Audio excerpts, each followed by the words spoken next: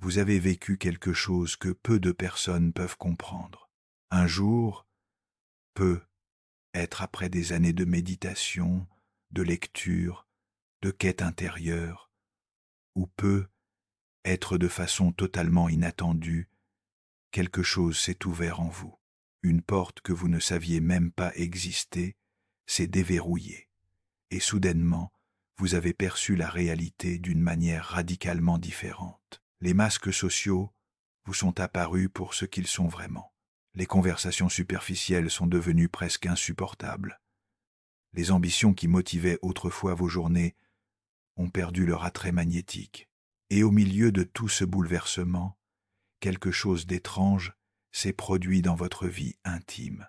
Les relations sexuelles que vous aviez auparavant, celles qui vous semblaient satisfaisantes ou du moins acceptables, sont devenues impossibles. Non pas que votre désir ait disparu, bien au contraire, mais quelque chose de fondamental a changé dans ce que vous recherchez, dans ce dont vous avez besoin pour vous sentir véritablement connecté à un autre être humain. Si vous vous reconnaissez dans cette description, si vous avez ressenti cette transformation profonde qui rend les relations intimes ordinaires presque douloureuses dans leur superficialité, alors ce que je vais vous révéler aujourd'hui pourrait être la clé que vous cherchez depuis longtemps. Carl Gustav Jung a fait une découverte que très peu de ses disciples modernes osent aborder ouvertement. Dans ses travaux les plus ésotériques, particulièrement dans ses recherches sur l'alchimie et dans son livre rouge, qui n'a été publié que des décennies après sa mort, Jung a identifié un phénomène qu'il considérait comme l'un des aspects les plus cruciaux et les plus dangereux du processus d'individuation. Il a découvert que lorsqu'une personne traverse un véritable éveil spirituel, sa relation à la sexualité se transforme de manière si radicale que les unions charnelles ordinaires deviennent non seulement insatisfaisantes, mais potentiellement destructrices pour la psyché éveillée. Jung a écrit dans ses correspondances privées que cette transformation de la sexualité était le test ultime de l'authenticité d'un éveil, car elle ne peut être ni simulée ni contournée par l'intellect. L'individu éveillé ne peut tout simplement plus fonctionner sexuellement de la manière dont il fonctionnait avant, et cette incapacité n'est pas un dysfonctionnement, mais plutôt le signe d'une évolution psychique majeure. Ce que Jung a compris, et ce que je vais vous expliquer en détail dans cette vidéo, c'est que la sexualité humaine possède plusieurs niveaux de manifestation. Pour la majorité des personnes, elle reste confinée au niveau instinctif et égoïque, servant principalement à la reproduction, à la décharge tensionnelle ou à la validation narcissique. Mais pour ceux qui ont traversé les portes de l'éveil, un nouveau niveau devient non seulement accessible, mais absolument nécessaire. Ce niveau, que Jung appelait la conjunctio dans sa terminologie alchimique, représente l'union sacrée des opposés, la fusion du masculin et du féminin intérieur, qui trouve son expression la plus puissante et la plus transformatrice dans l'union physique avec un partenaire lui aussi engagé dans ce processus. Sans cette qualité particulière de connexion, l'individu éveillé ressent un vide que rien d'autre ne peut combler, une solitude existentielle qui ne disparaît pas, malgré les méditations les plus profondes ou les pratiques spirituelles les plus avancées. C'est pourquoi, paradoxalement, après l'éveil spirituel, la relation sexuelle authentique devient plus importante qu'elle ne l'a jamais été, car elle devient le véhicule privilégié de l'intégration finale. Je vais vous guider à travers les découvertes de Jung sur ce sujet fascinant et souvent tabou. Vous allez comprendre pourquoi votre corps refuse désormais ce qu'il acceptait avant, pourquoi vos tentatives de relations intimes avec des partenaires non éveillés se soldent par une frustration inexplicable, et surtout, comment reconnaître et attirer le type de connexion dont votre psyché transformée a maintenant besoin. Ce que vous allez apprendre aujourd'hui n'est enseigné dans aucune école de psychologie conventionnelle, car Jung lui-même a gardé une grande partie de ses connaissances réservées à ses cercles les plus intimes, craignant qu'elles soient mal comprises ou utilisées de manière destructrice par des personnes n'ayant pas atteint le niveau de conscience nécessaire pour les intégrer sainement. L'histoire de cette découverte commence dans le cabinet de consultation de Jung à Zurich, au début des années 1920. Une patiente qu'il désignera plus tard sous le pseudonyme de Sophia dans ses notes privées était venue le consulter pour ce qu'elle décrivait comme une mort de son désir. Cette femme d'une quarantaine d'années, cultivée, intelligente, avait vécu ce qu'elle appelait une illumination quelques mois auparavant lors d'une retraite de méditation en Inde. Depuis son retour, elle était incapable d'avoir des relations intimes avec son mari, un homme qu'elle aimait profondément et avec qui elle avait partagé une vie sexuelle qu'elle considérait comme épanouissante pendant près de 20 ans. Ce n'était pas une question de désir physique, expliquait-elle à Jung avec une confusion évidente dans la voix. Son corps répondait toujours aux stimulations. Elle pouvait encore ressentir de l'attraction. Mais quelque chose de plus profond s'était fermé, comme si une porte intérieure avait été verrouillée et qu'elle avait perdu la clé. Chaque tentative d'intimité avec son mari la laissait dans un état de détresse qu'elle ne pouvait expliquer, un sentiment d'avoir trahi quelque chose de sacré en elle-même. Jung reconnut immédiatement dans le récit de cette patiente un phénomène qu'il avait observé chez d'autres personnes ayant vécu des expériences spirituelles intenses. Mais le cas de Sophia présentait une clarté et une intensité qui lui permirent de formuler pour la première fois une théorie cohérente sur la transformation de la sexualité dans le processus d'individuation avancée. Au fil des séances, Jung comprit que ce que Sophia vivait n'était pas un problème à résoudre, mais une évolution à accompagner. Son psychisme avait atteint un niveau de développement où les anciennes formes d'union ne pouvaient plus nourrir son âme. Elle avait besoin de quelque chose de radicalement différent, non pas nécessairement un nouveau partenaire, mais une nouvelle qualité de connexion, une profondeur que son mari, malgré tout son amour, ne pouvait pas encore atteindre, car il n'avait pas lui-même traversé cette transformation intérieure. Cette compréhension amena Jung à développer ce qu'il appellerait plus tard la théorie des niveaux de conjonctio. Dans son interprétation des textes alchimiques, Jung avait découvert que les anciens alchimistes avaient codé dans leurs écrits une carte détaillée de la transformation psychique humaine. Le mariage alchimique, ou hierogamos, représentait pour eux le but ultime de l'opus, l'œuvre de transformation. Mais ce que Jung réalisa en travaillant avec Sophia et d'autres patients similaires, c'est que ce mariage sacré pouvait et devait se manifester non seulement sur le plan symbolique et intérieur, mais aussi sur le plan physique et relationnel pour ceux qui avaient atteint un certain niveau de conscience. La sexualité devenait alors un sacrement, au sens littéral du terme, un acte qui rendait visible et tangible une réalité spirituelle invisible.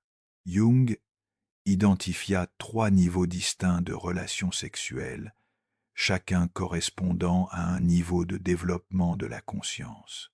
Le premier niveau, qu'il appelait la sexualité instinctive, est celui où la majorité des êtres humains fonctionnent pendant toute leur vie. À ce niveau, la sexualité est principalement gouvernée par les instincts biologiques et les conditionnements sociaux. Elle sert à la reproduction, à la satisfaction du désir physique et à l'établissement de liens d'attachement qui assurent la survie de l'espèce. Il n'y a rien de mal à ce niveau, précisait Jung, car il est naturel et nécessaire pour l'humanité dans son ensemble, mais il reste limité dans ce qu'il peut apporter à l'individu en termes de croissance psychologique et spirituelle. Le deuxième niveau, que Jung nommait la sexualité psychologique, émerge lorsque la personne commence à utiliser la relation intime comme miroir pour son propre développement. À ce niveau, les projections de l'anima ou de l'animus jouent un rôle central. L'individu est attiré par des partenaires qui portent les qualités de son inconscient et, à travers la relation, il a l'opportunité de récupérer ses projections et d'intégrer ces aspects de lui-même. C'est déjà un niveau plus avancé, et beaucoup de personnes engagées dans un travail sur elles-mêmes atteignent ce stade. Mais il existe un troisième niveau, infiniment plus rare, que Jung appelait la sexualité spirituelle ou la conjonctio véritable. Ce troisième niveau ne devient accessible qu'après ce que Jung décrivait comme une mort et une renaissance psychique, ce que nous appelons aujourd'hui communément l'éveil spirituel. À ce niveau, la sexualité transcende complètement sa fonction biologique et même sa fonction psychologique. Elle devient un véhicule pour l'expérience directe de l'unité fondamentale de l'existence, ce que les mystiques de toutes les traditions ont décrit comme l'union avec le divin. Mais, et c'est là le point crucial que Jung a identifié, cette expérience ne peut se produire qu'entre deux personnes qui ont toutes deux atteint ce niveau de conscience. Tenter de vivre une sexualité de troisième niveau avec un partenaire qui fonctionne au premier ou au deuxième niveau crée une dissonance psychique profonde, exactement ce que Sophia vivait avec son mari. C'est comme si deux instruments de musique essayaient de jouer ensemble alors qu'ils sont accordés sur des gammes totalement différentes. Le résultat n'est pas simplement une mauvaise harmonie, c'est une cacophonie qui blesse l'oreille de celui qui peut entendre la différence. Avez-vous déjà ressenti cette dissonance inexplicable lors de vos tentatives d'intimité depuis votre éveil? Ce sentiment que quelque chose de fondamental ne correspond pas, même avec des partenaires que vous aimez sincèrement? Cette expérience que Jung a identifiée comme le signe d'une conscience en expansion touche plus de personnes que vous ne pouvez l'imaginer, mais très peu osent en parler ouvertement. Je vous invite à prendre un moment pour réfléchir à cette question profonde. Comment votre relation à l'intimité physique a-t-elle changé depuis votre transformation intérieure? Partagez votre expérience dans les commentaires en commençant par la phrase « Ma sexualité s'est transformée quand j'ai réalisé que ». Votre témoignage peut être exactement ce dont une autre personne a besoin pour comprendre qu'elle n'est pas seule dans cette expérience souvent isolante.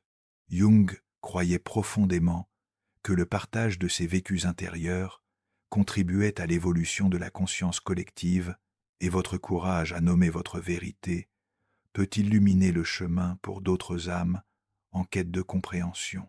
Pour comprendre pleinement pourquoi cette transformation se produit, nous devons explorer ce que Jung appelait la psychologie de la projection. Dans son œuvre magistrale sur le transfert, Jung a expliqué que nous ne voyons jamais directement une autre personne.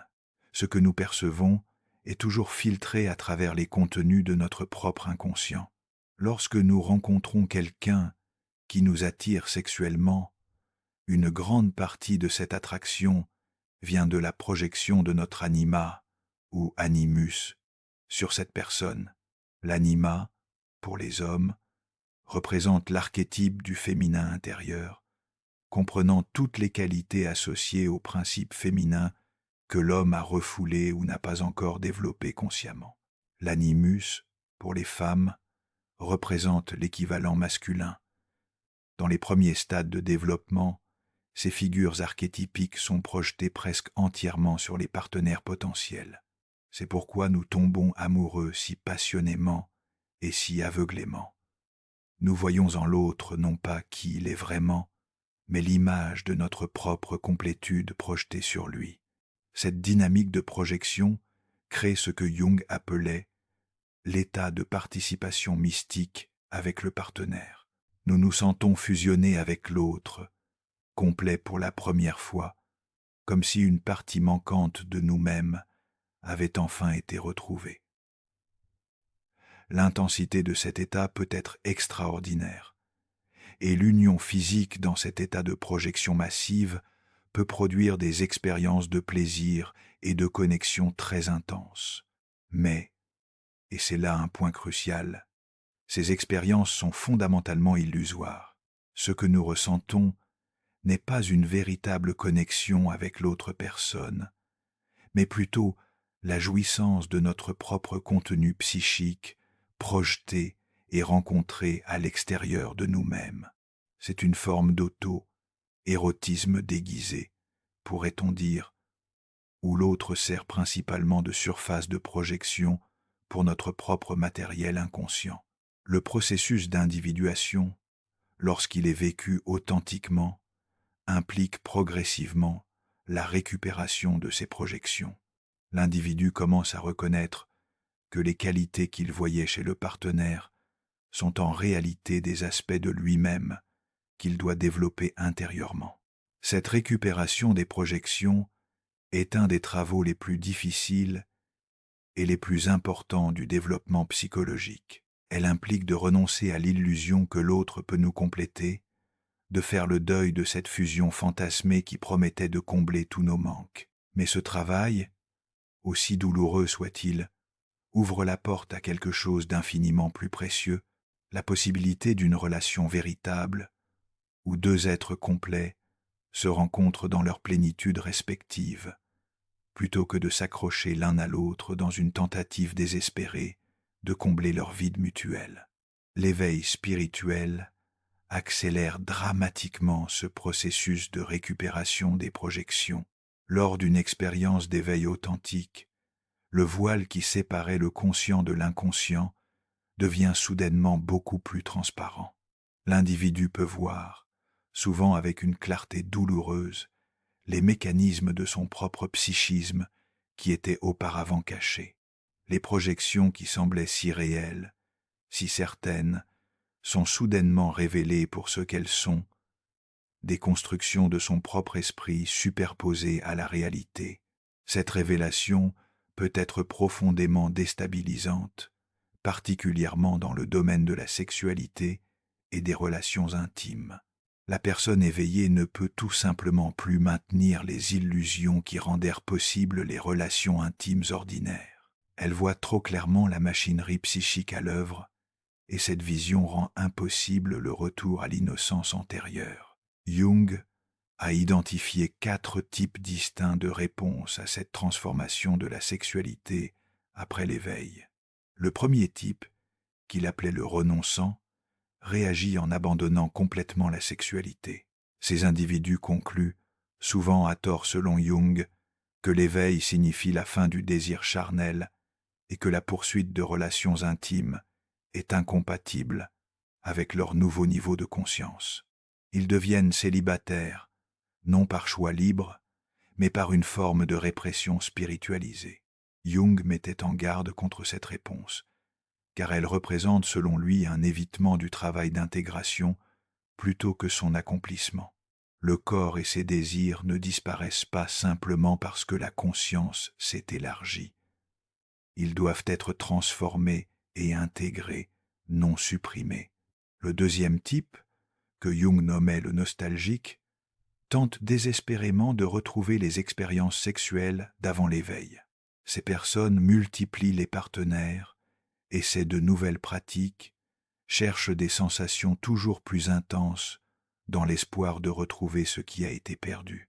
Mais chaque tentative se solde par une déception plus profonde, car ce qu'ils cherchent ne peut plus être trouvé dans les formes anciennes.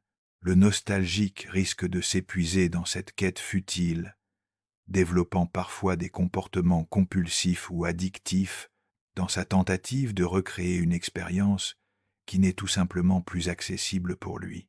Le troisième type, que Jung appelait le solitaire, reconnaît que les relations intimes avec des partenaires non éveillés ne fonctionnent plus, mais n'ose pas croire qu'une autre forme de connexion soit possible.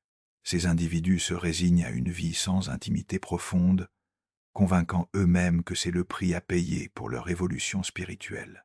Ils peuvent avoir des relations superficielles, des amitiés platoniques, mais gardent une partie essentielle d'eux-mêmes enfermée, inaccessible. Jung voyait dans ce type une forme de tragédie évitable, car le solitaire renonce à quelque chose de précieux par peur ou par manque de foi dans la possibilité d'une rencontre authentique. Le quatrième type est le seul qui représente, selon Jung, une résolution véritable, est ce qu'il appelait le chercheur de la conjonction.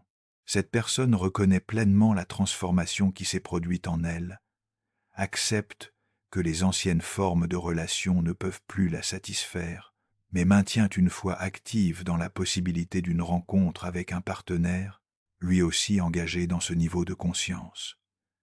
Le chercheur de la conjonction ne renonce pas à la sexualité, ne s'accroche pas au passé, ne se résigne pas à la solitude. Il reste ouvert, patient, attentif aux signes qui pourraient indiquer la présence d'une âme compatible. Et surtout, il utilise cette période d'attente pour approfondir son propre travail intérieur, sachant que la qualité de la rencontre qu'il espère dépend directement de la profondeur de son propre développement. Les dangers qui guettent ceux qui n'intègrent pas correctement cette transformation sont nombreux et sérieux. Jung a observé chez plusieurs de ses patients ce qu'il appelait la dissociation spirituelle, un état où la personne se coupe tellement de son corps et de ses instincts au nom de la spiritualité qu'elle développe des symptômes psychosomatiques graves, migraines chroniques, troubles digestifs, douleurs inexpliquées, problèmes immunitaires. Le corps parle de ce que l'esprit refuse d'entendre. Dans les cas les plus extrêmes, Jung a vu des personnes développer ce qui ressemblait à des états psychotiques, leur psyché fragmentée incapable de maintenir la cohérence entre leur conscience élargie et leur nature incarnée. Un autre danger peut être plus insidieux est ce que Jung appelait l'inflation spirituelle compensatoire. L'individu, qui ne peut plus trouver de satisfaction dans les relations intimes ordinaires, peut commencer à se considérer comme supérieur aux autres, trop évolué pour les besoins bassement humains. Cette attitude, derrière son apparence de détachement spirituel, cache en réalité une blessure non guérie et une incapacité à intégrer pleinement l'éveil dans la totalité de l'expérience humaine, y compris sa dimension corporelle et sexuelle. Le processus d'intégration que Jung a développé pour accompagner cette transformation se déroule en plusieurs phases distinctes. La première phase est ce qu'il appelait la reconnaissance. L'individu doit d'abord reconnaître pleinement et honnêtement ce qui s'est passé en lui. Cela implique d'accepter que son expérience d'éveil est réelle et significative et non pas une aberration à corriger ou un problème à résoudre. Beaucoup de personnes résistent à cette reconnaissance parce qu'elle implique d'accepter une différence fondamentale avec la majorité des êtres humains. Une différence qui peut être source de grande solitude. Mais sans cette reconnaissance initiale, aucun progrès n'est possible. L'individu reste coincé dans la confusion, essayant de fonctionner selon des règles qui ne s'appliquent plus à lui. La deuxième phase est ce que Jung nommait le deuil. Après avoir reconnu la transformation, l'individu doit faire le deuil de ce qu'il a perdu, car malgré tous les gains de l'éveil, il y a aussi des pertes réelles à reconnaître. L'innocence des relations simples, la capacité de se perdre dans le plaisir sans voir les mécanismes sous-jacents, la facilité de trouver des partenaires compatibles, tout cela est perdu, au moins dans sa forme antérieure. Ce deuil peut prendre du temps et impliquer des vagues de tristesse, de colère, de nostalgie. Jung insistait sur l'importance de traverser pleinement ce deuil plutôt que de le contourner par des rationalisations spirituelles.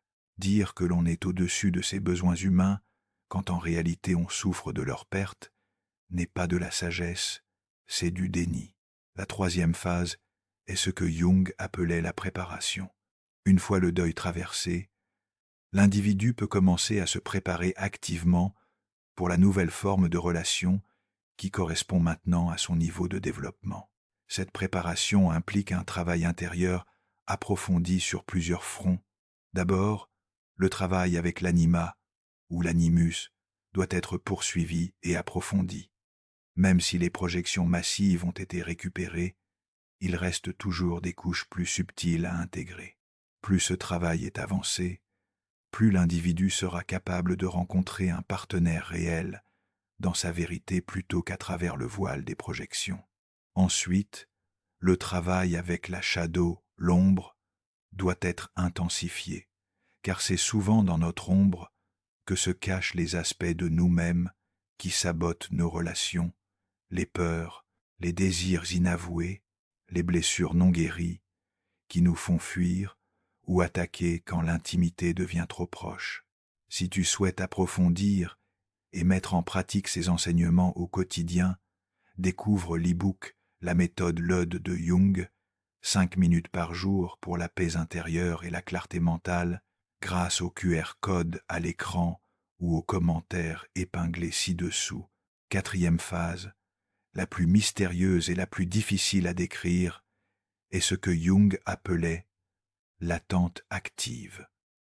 Cette expression apparemment paradoxale décrit un état où l'individu reste pleinement engagé dans la vie, ouvert aux possibilités, tout en acceptant de ne pas contrôler le moment ou la forme de la rencontre qu'il espère. Jung comparait cet état à celui de l'alchimiste qui a préparé son athanor, assemblé ses matériaux, effectué toutes les opérations préliminaires, et qui attend maintenant que le feu secret fasse son œuvre. Cette attente n'est pas passive, elle est habitée d'une intention claire et d'une préparation constante, mais elle implique aussi un lâcher-prise profond quant au résultat, une confiance que si la préparation a été faite correctement, la rencontre se produira au moment juste. L'histoire nous offre plusieurs exemples de personnes qui ont traversé cette transformation et trouvé la conjonction véritable. Jung lui-même, bien que discret sur sa vie personnelle, a fait allusion dans certaines de ses lettres à la qualité particulière de la connexion qu'il a vécue avec sa femme Emma après leur crise conjugale et leur transformation mutuelle. Emma Jung, elle-même analyste et auteure, a parcouru son propre chemin d'individuation et leur relation dans ses phases matures semble avoir atteint ce niveau de rencontre entre deux êtres complets que Jung décrivait théoriquement. Un autre exemple souvent cité dans les cercles jungiens est celui du poète Rainer Maria Rilke et de Lou Andreas Salomé. Leur relation, bien que complexe et non conventionnelle, illustre cette qualité de connexion où deux êtres hautement développés se rencontrent dans une intimité qui transcende les catégories ordinaires. Rilke a écrit certains de ses plus beaux poèmes sur cette forme d'amour qui n'est ni possession ni fusion, mais rencontre de deux solitudes qui se saluent et se reconnaissent. À l'inverse, l'histoire offre aussi des exemples tragiques de personnes spirituellement évoluées qui n'ont pas réussi à intégrer cette dimension de leur être. Certains grands mystiques, malgré leurs réalisations extraordinaires dans d'autres domaines, ont vécu des vies affectives marquées par la souffrance et l'isolement. Jung interprétait ces cas comme illustrant les dangers d'une spiritualité qui n'intègre pas pleinement la dimension incarnée de l'existence humaine. L'éveil qui ne descend pas jusqu'au corps, qui reste confiné dans les hauteurs de l'esprit, reste selon lui incomplet et potentiellement déséquilibrant. Le philosophe Friedrich Nietzsche, que Jung admirait et étudiait intensément, représentait pour lui un exemple particulièrement poignant de ce danger. Nietzsche a atteint des sommets de lucidité philosophique et spirituelle, mais sa vie affective et sexuelle est restée tourmentée, insatisfaite, et cette tension non résolue a peu être contribué à son effondrement mental final. Les étapes de transformation personnelle vers la conjonction véritable peuvent être décrites en 3 stades principaux. Le premier stade est celui que Jung nommait la dissolution. À ce stade, les anciennes formes de relations doivent être dissoutes, non pas nécessairement les relations elles-mêmes, mais la manière dont elles étaient vécues. Les attentes basées sur les projections, les schémas répétitifs hérités de l'enfance, les conditionnements culturels sur ce que devrait être une relation, tout cela doit être examiné, remis en question et finalement abandonné. Cette dissolution peut être vécue comme une perte, une désorientation, un sentiment de ne plus savoir comment être en relation. C'est une phase difficile mais nécessaire, comparable à ce que les alchimistes appelaient la nigredo, la phase noire de l'œuvre, où toutes les formes anciennes doivent mourir pour que quelque chose de nouveau puisse naître. Le deuxième stade est celui de la purification. Après la dissolution vient un travail de nettoyage, de clarification. L'individu doit identifier et transformer les aspects de lui-même qui l'empêchent d'être pleinement présent dans une relation authentique. Les peurs d'abandon, les schémas de contrôle, les tendances à la fusion ou à l'évitement, les blessures narcissiques qui demandent une validation constante, tout cela doit être amené à la lumière de la conscience et transformé. Ce travail peut prendre des années et implique souvent l'aide d'un thérapeute, d'un guide spirituel ou d'une communauté de personnes engagées dans le même processus. Jung comparait cette phase à l'albédo des alchimistes, la phase de blanchiment où les impuretés sont progressivement éliminées. Le troisième stade est celui que Jung appelait la conjonction. À ce stade, l'individu qui a traversé la dissolution et la purification est prêt pour une rencontre d'un autre ordre. Il ne cherche plus à combler un manque, car son propre travail intérieur l'a amené à une forme de complétude qui ne dépend plus d'un autre. Paradoxalement, c'est précisément cette complétude qui le rend capable d'une rencontre véritable. Deux êtres qui ont chacun atteint ce stade peuvent se rencontrer sans projection massive, sans attente infantile, sans jeu de pouvoir inconscient. Leur union, y compris leur union physique, devient alors le véhicule d'une expérience qui transcende l'individuel pour toucher quelque chose d'universel. C'est le rubédo des alchimistes, la phase rouge où l'or philosophal est enfin produit. Il existe cependant des pièges communs que les chercheurs de la conjonction doivent apprendre à éviter. Le premier piège est ce que Jung appelait la projection spirituelle. Après avoir récupéré les projections ordinaires, de l'anima ou de l'animus, certains individus commencent à projeter sur leur partenaire potentiel des qualités spirituelles idéalisées.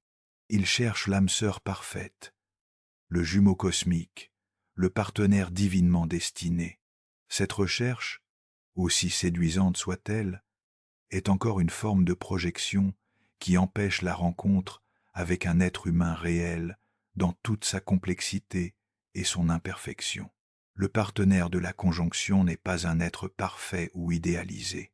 C'est un être humain qui a fait suffisamment de travail sur lui-même pour être capable de présence authentique. Le deuxième piège est l'impatience. Après avoir fait un travail intérieur considérable, certains individus s'attendent à ce que le partenaire approprié apparaisse rapidement, comme une récompense pour leurs efforts. Quand cette apparition tarde, ils peuvent devenir amés, découragés ou céder à la tentation de forcer des relations qui ne correspondent pas vraiment à ce dont ils ont besoin. Jung insistait sur le fait que le timing de la conjonction ne peut être contrôlé par la volonté.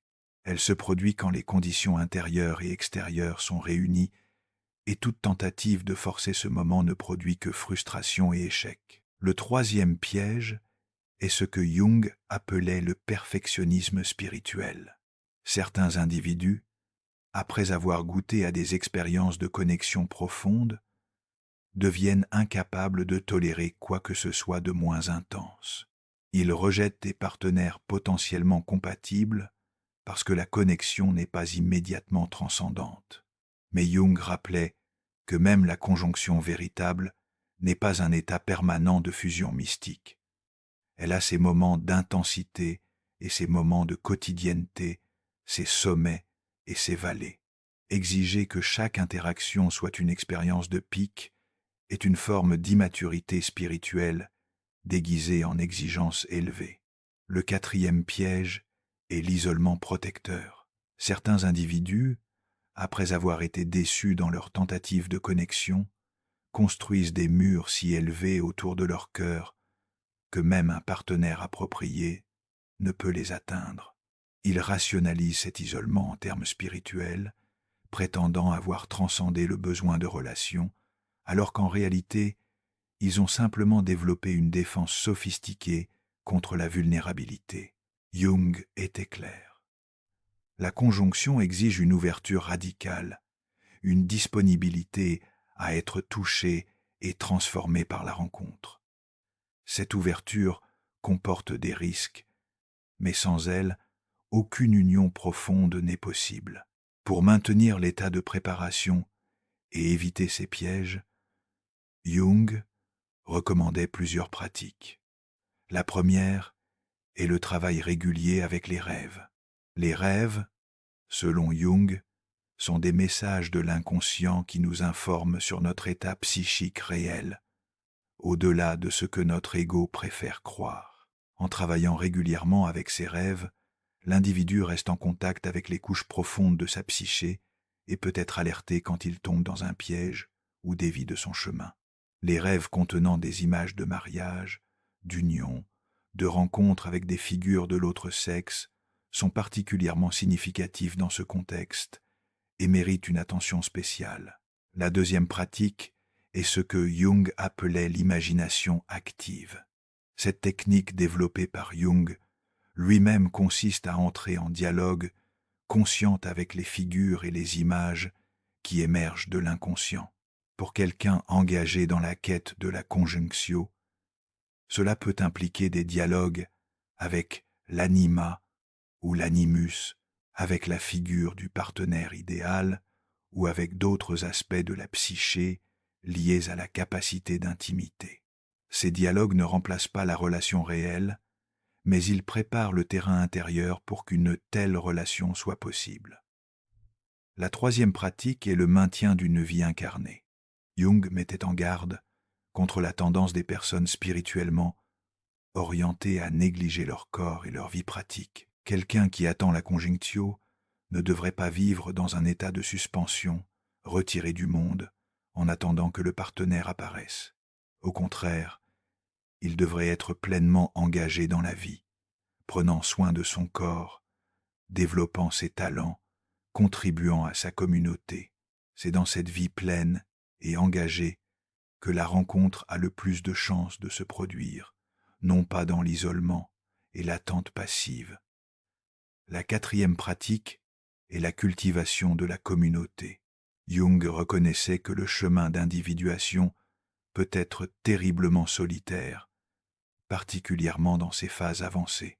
Trouver et cultiver une communauté de personnes engagées dans un travail similaire peut être d'un soutien inestimable, non pas pour trouver un partenaire, bien que cela puisse arriver, mais pour maintenir le courage et la foi quand le chemin devient difficile. Dans une telle communauté, les expériences peuvent être partagées, les pièges identifiés collectivement, et le sentiment d'être compris réduit l'isolement qui peut autrement devenir accablant. La signification de cette transformation pour la conscience collective ne peut être sous-estimée. Jung croyait que l'évolution de l'humanité dépendait de l'évolution des individus qui la composent. Chaque personne qui traverse le processus d'individuation jusqu'à son terme, y compris l'intégration de la sexualité au niveau de la conjunctio, contribue à l'élévation de la conscience collective dans son ensemble. Les unions qui se forment à ce niveau deviennent des foyers de transformation, non seulement pour les partenaires impliqués, mais pour tous ceux qui entrent en contact avec eux. Jung voyait dans ces couples un potentiel de guérison et de transformation qui s'étend bien au-delà du couple lui-même. Dans ses écrits tardifs, Jung a même suggéré que l'avenir de l'humanité pourrait dépendre de l'émergence d'un nombre suffisant de ces unions transformées. Face aux défis globaux qui menacent la survie de notre espèce, Jung croyait que seule une transformation profonde de la conscience humaine pouvait apporter les solutions nécessaires. Et cette transformation, selon lui, passait nécessairement par une transformation de notre manière de nous relier les uns aux autres, y compris, et peut, être surtout dans la dimension la plus intime de cette relation. La sexualité sacrée, la conjonctio véritable, n'est pas seulement un accomplissement personnel, c'est une contribution à l'évolution de l'humanité dans son ensemble.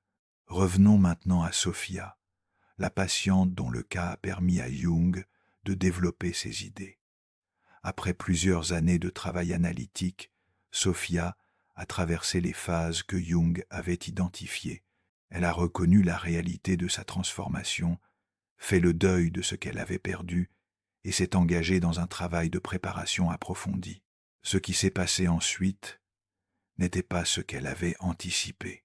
Elle n'a pas quitté son mari pour un partenaire plus éveillé, comme elle l'avait parfois imaginé.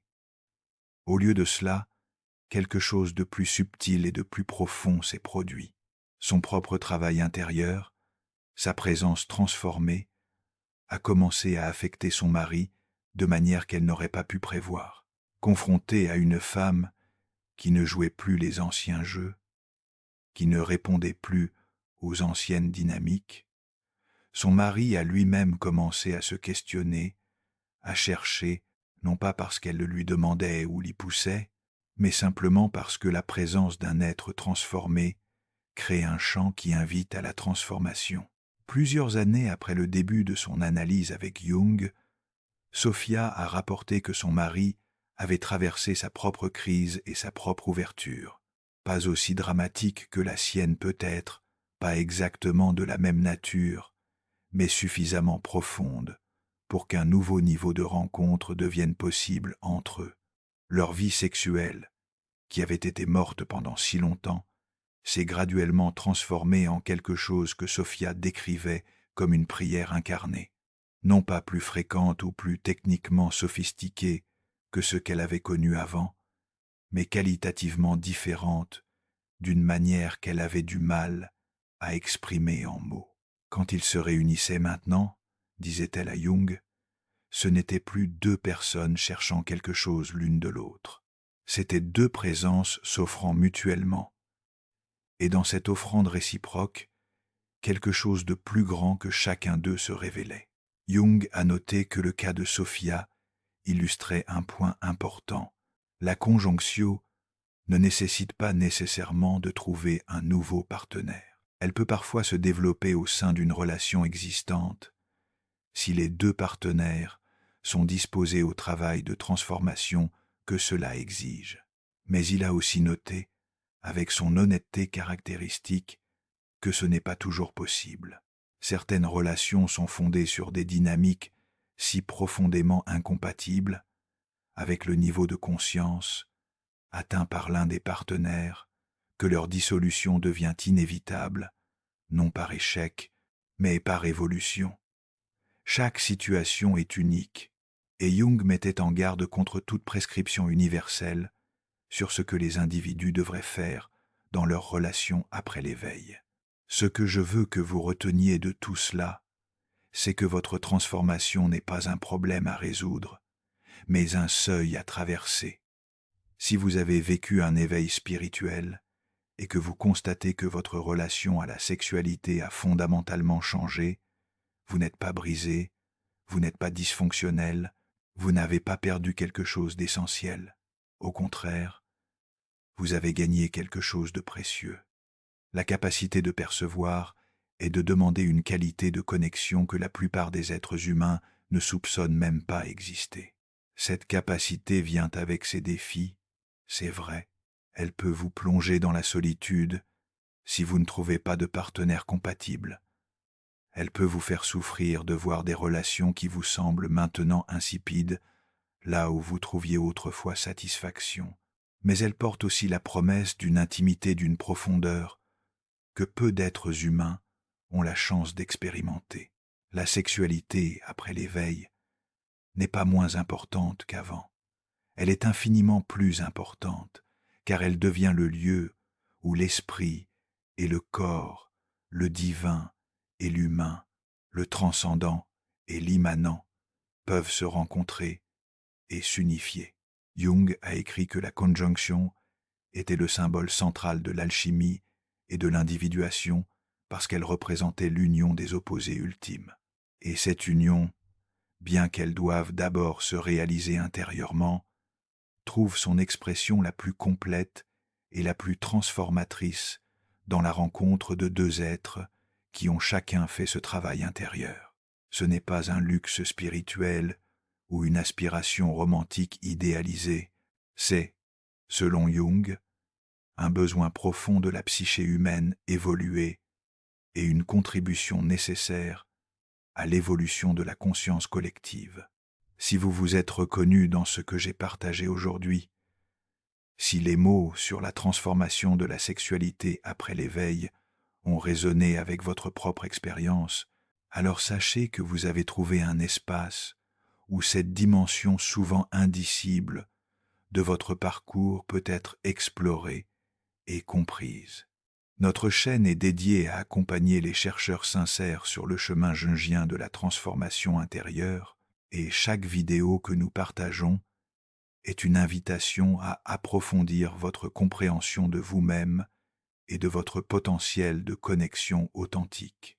Abonnez-vous maintenant pour continuer cette exploration ensemble, pour découvrir comment naviguer les défis uniques de la conscience éveillée et pour recevoir régulièrement les outils et les perspectives dont vous avez besoin pour transformer non seulement votre relation à la sexualité, mais l'ensemble de votre expérience de vie en ce monde.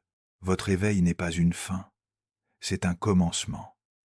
Et la conjonction que vous présentez être possible peut être plus proche que vous ne l'imaginez. La question n'est pas de savoir si elle est possible pour vous, mais si vous êtes prêt à devenir la personne capable de la recevoir quand elle se présentera.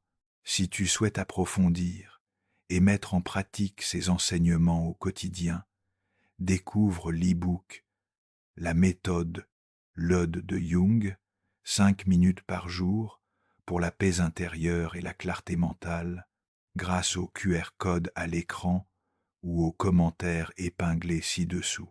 Si cette vidéo a touché quelque chose en toi, abonne-toi à la chaîne Plénitude en réflexion. Aime cette vidéo et partage dans les commentaires, même anonymement, ce que tu as ressenti, ce qui a changé ou ce que tu as reconnu en toi.